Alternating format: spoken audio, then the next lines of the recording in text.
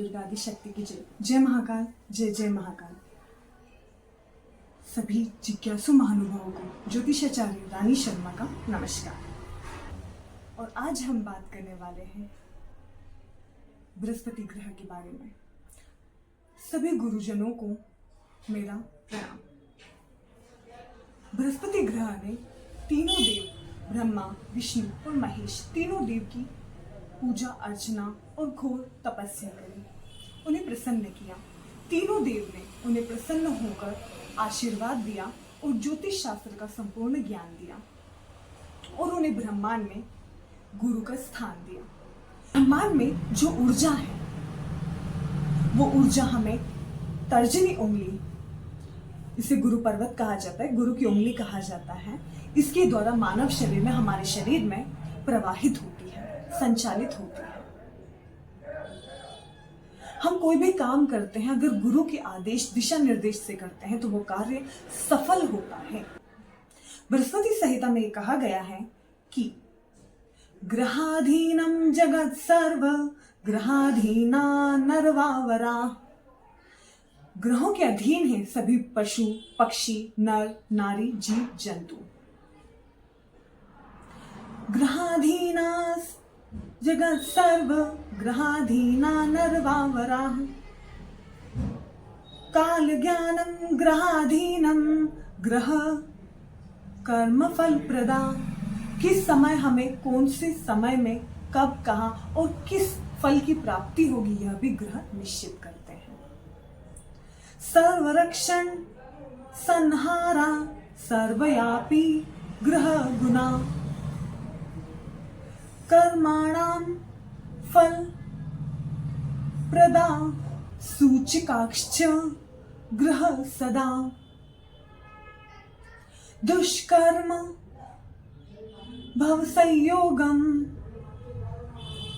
कर्म दुस्थान मायेयु। तदफला नन वियेय तदा पूज्यन्ते ग्रहा। और हम उस ग्रह को, उन ग्रहों की पूजा अर्चना करके शुभाशीष फल की प्राप्ति कर सकते हैं। उस ग्रह की दान धर्म करके, उस ग्रहों की आराधना करके हम शुभाशीष फल की प्राप्ति करते हैं। वह ग्रह ही हमें बताते हैं कि हमने क्या कर्म किए हैं तो उसका हमें वो परिणाम मिल रहा है।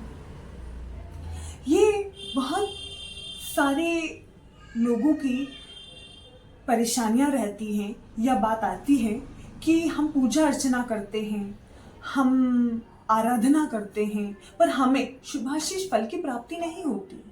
कैसे होगी? जब तक हम गुरु से गुरु मंत्र नहीं लेंगे, जब तक हम गुरु की आराधना नहीं करेंगे, तब तक हमें शुभ फल की प्राप्ति कैसे हो सकती है? गुरु के द्वारा बताया गया देवज्ञ ज्योतिष शास्त्र में देवज्ञ ज्योतिषों ने यह बता सकते हैं कि किस ग्रह की आपको आराधना करनी है, कौन से ग्रह आपको दुष्परिणाम दे रहे हैं, शुभाशीष फल की प्राप्ति नहीं दे रहे हैं, तो आपको किनकी आराधना करनी है, आपको क्या दान धर्म करना है, वह देखकर बताते हैं। गुरु मंत्र देते हैं। जो गुरु मंत्र दिया जाता है, अर्थात जो जिस देव की आराधना करने को कहा जाता है, जिस मंत्र का कहा जाता है, उस मंत्र को गुरु मंत्र कहा जाता है। गुरु के द्वारा जो दिया गया है, गुरु के द्वारा दिए गए मंत्र के द्वारा उसमें गुरु का आशीर्वाद होता है और गुरु के जो इष्ट हैं उनका भी आशीर्वाद होता है। तभी वह मंत्र उच्चारण करने से शुभाशीष फल की प्राप्ति होती है।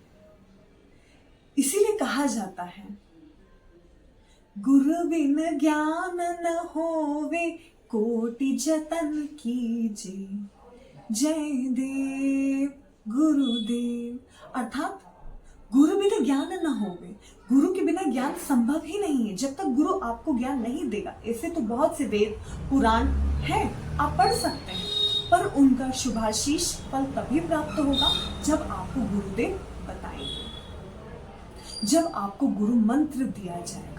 गुरु ही मार्गदर्शन करता है, गुरु ही निर्देशन देता है, गुरु ही सफलता का मार्ग बताता है, गुरु ही बताता है कि आपको सत्कर्म कैसे चलना है। इसलिए तो कहा जाता है, गुरु गोविंद दो खड़े काखे लागू पाए, बलिहारी गुरु आपने गोविंद दियो बताए। अर्थात गुरु और गोविंद दोनों खड़े हैं, और किसके पैर पड़ना है ये हमें क्या पता। हमें तो गुरु ने ही बताया कि गोविंद कौन है। इसलिए कि गुरु का ही मार्गदर्शन से हम आगे सफल हो सकते हैं। आप सभी को गुरु पूर्णिमा की हार्दिक शुभकामनाएं।